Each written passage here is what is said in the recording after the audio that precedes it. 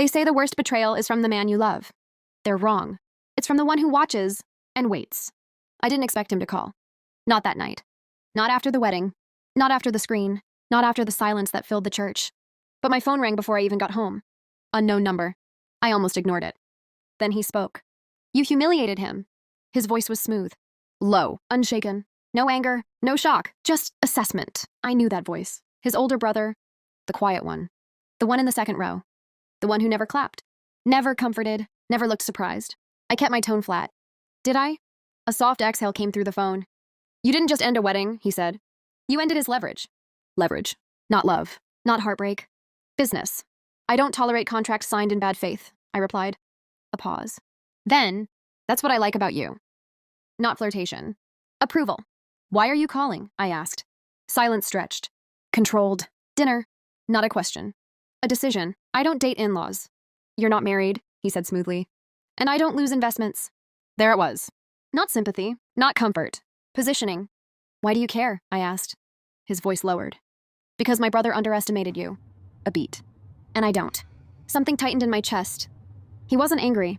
He was intrigued. And men like him don't admire from a distance. They move closer. You watched the whole thing? I asked. I watched you. My breath caught, small but enough. He noticed. When you walked down that aisle alone, he said quietly. I almost smiled. Almost? I challenged. I don't smile during hostile takeovers. The air shifted. Heat without touch. Tension without proximity. You think I'm a takeover? I asked. I think you're the most disciplined person in that room. The compliment felt deliberate.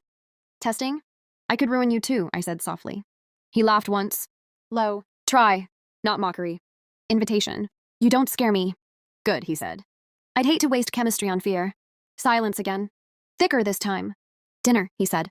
Tomorrow? Private room. That sounds like a setup. It is. My stomach flipped. For what? For you to decide. Then softer. You walked into a church and detonated my brother's future. A pause. Now I want to see what you do in a room with me. I checked my reflection in the mirror. Lipstick perfect. Eyes steady. I choose the restaurant, I said. A breath of approval. Good, he murmured. Control looks better on you than innocence ever did. The line went dead, and for the first time that night, I wasn't thinking about revenge. I was thinking about risk, because this wasn't about my ex anymore.